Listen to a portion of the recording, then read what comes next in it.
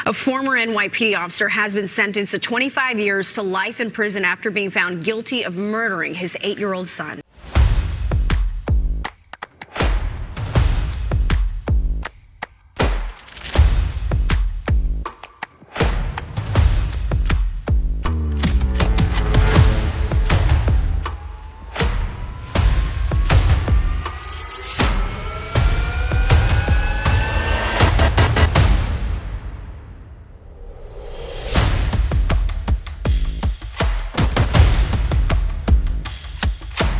Hey guys, welcome back to True Crime with Shannon, where I cover missing persons, unsolved cases, crime news, and more. Well, Michael Valva sure got his today. I watched the live while he was sentenced to the maximum of 25 years to life for the unaliving of his son Thomas for the hypothermia death. So we're going to get into that. But before we do, I always like to feature a missing persons poster on the channel. So let me pull up today's missing persons poster. Today's missing person is Liliana and Daniella Moreno. Looks like they've been missing, it looks like since May 30th of 2016. And they're being looked for by the FBI out of Doral, Florida. It states the FBI is offering a reward up to $25,000 for information leading to the whereabouts of Liliana and Daniella Moreno.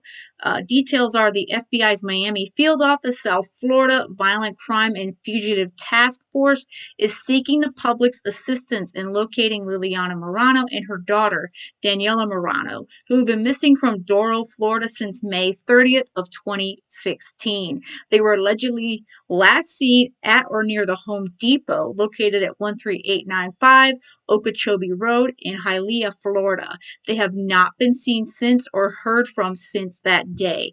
Liliana is described as a white Hispanic female born December 24th of 1973. She has brown hair and brown eyes. Daniella is described as a white Hispanic female born October 4th of 2007. She has brown hair and brown eyes. This investigation is being jointly conducted by the Miami-Dade Police Department, the City of Doral Police Department, and the FBI. Anyone with information regarding the whereabouts of Liliana and Daniella Moreno should contact their local FBI office or the nearest American embassy or consulate. So this one is a pretty big deal because it's the FBI is involved. So if you have any information on Liliana and Daniella, this mom and daughter, please contact the authorities. Michael Valva had his sentencing hearing this morning, and he begged and pleaded and cried. Yeah, he cried. He didn't want to seem to cry for Thomas, but he sure cried for himself to this judge this morning. So I'm going to go over what the sentencing happened, but let me play a bit here from Newsday. It was covered by about three or four of the local affiliates. I know New York 12 had it as well. So let's play that here. A major update in a case that's outraged many Long Islanders. Michael Valva was just sentenced to the maximum of 25 years to life in prison for murdering his son. The details of the case were so shocking, the judge became emotional. An 8-year-old boy who right now should be getting excited for Christmas is dead.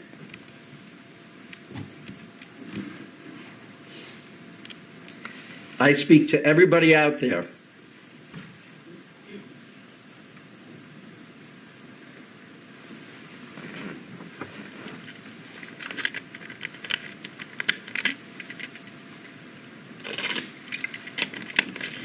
We can never let this happen again. And that's all I'll say from this bench. Consistent with the recommendation of the probation department, the court hereby sentences the defendant to an indeterminate sentence, the minimum being 25 years, the maximum being the remainder of his natural life. Prosecutors say Valva and his former fiancée kept 8-year-old Thomas in an unheated garage during the winter of January of 2020. The boy died of hypothermia. During the trial, some of the boy's teachers testified Thomas often came to school hungry and bruised. Valva had this to say in court just before he was sentenced. So but I am truly sorry. I am regretful, ashamed, heartbroken, and grief-stricken, standing here before you, having contributed to the death of my son Thomas. I love Thomas with all my heart, as I still love Anthony and Andrew. Never in my worst nightmare would I imagine being responsible for Thomas's death. Angela Polina Valva's former fiance is also facing a murder charge. She's expected to stand trial in February. Okay, so that was basically they surmised it. I want to play what his full statement to the court. So let me grab that. So this is the full statement that Michael Valva made before the judge handed down his sentencing to him. First, I want to express to you and everyone involved in this case, sorry, I am truly sorry. I am regretful, ashamed, heartbroken, and grief-stricken, standing here before you, having contributed to the death of my son Thomas. I love Thomas with all my heart, as I still love Anthony and Andrew. Never in my worst nightmare would I imagine being responsible for Thomas's death. My sons mean everything to me. I wanted them to grow up in a loving and happy family. I fought so hard to obtain custody for my boys because I wanted to give them the best life that they could possibly have, together with my fiancée and her 3 daughters. We had such a promising and exciting future together as one big happy family. Yet our family didn't grow as I expected. I'm sorry. As it became more and more difficult to all live together, I terribly failed my boys instead of providing them with unconditional love, support, and a home that was safe, comfortable, and nurturing. My actions were neglectful and abusive to my boys, resulting in the tragic death of Thomas.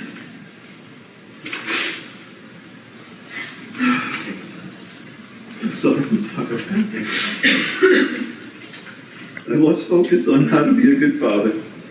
Instead of simply leaving Angela and bringing my boys out of that house, I stayed thinking I could make it work. I was so wrong. Judge Condon, I did not want my son to die. I never imagined he would have died. However, I lost my way and convinced myself that punishments were temporary and eventually would get us back to normal. I was so wrong, and it cost Thomas his life. I am so sorry to Thomas, Anthony and Andrew, and to Liliana, Milana, and Gia, and everybody involved in this case.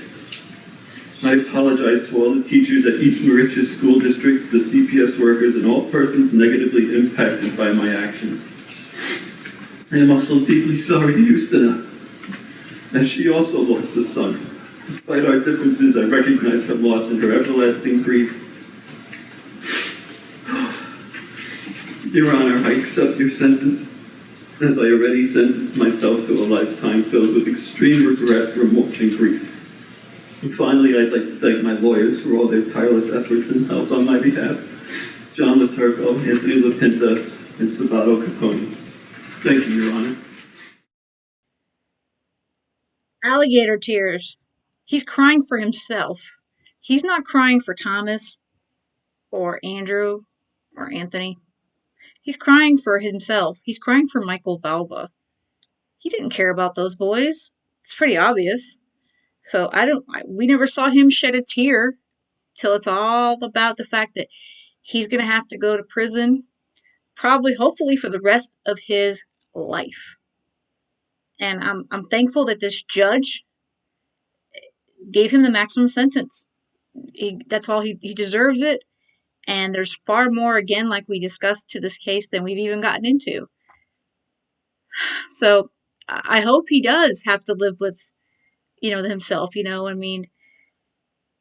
It's horrific. I really, I feel really horrible for Justina and the other two boys, and of course, I even feel bad for Angela's girls because they had to witness all this horror, this horror that was happening to their future stepbrothers that they all lived in the house with. It's all Angela and Michael's fault, and they both need to take that responsibility. And this is the first time that he's taken any kind of responsibility, and of course, that's not even really taking any. He's just upset because he's guilty and he's going to be locked up. So, yeah, that's pretty much what came out of that, and I was definitely pleased with the outcome today. And I know a lot of folks are as well. And Angela's up next, so we will be seeing that happen starting in February. I'm going to probably start doing some other videos leading up to it if I can. I'm researching some of her history, and we'll be discussing that. And if I could speak to any of the family, if they're willing to talk, that may be something that happens as well. But like I said, I'm not finished with this case. Justice for Tommy is not over. And I'll continue to cover it here on the channel, and I continue to advocate as much as I can here for little Tommy and his brothers. All right, guys, thank you for checking out the video. I'll include the links to the Newsday coverage, both the first video that I showed and also this one. Again, Newsday has been one of the major sources for all this information, and they have an amazing timeline as well. So thank you all for checking out the video. Hit that like button on your way out. Little Tommy's case does not get the amount of coverage it needs. Like I said, it's only really covered in New York, and I'm lucky that I heard about it, and I'm doing my best to spread the word from my little corner of the YouTube world here. So have a great night, everyone, and most of all, stay safe.